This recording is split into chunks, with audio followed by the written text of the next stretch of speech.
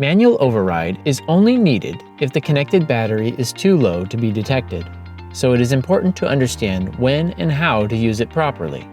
Note that manual override does not provide any additional power. It simply removes auto detection and safety features. If the unit is powered on, but the charge LEDs do not chase, it means that the unit is not detecting a battery. A solid connection is crucial for jump starting.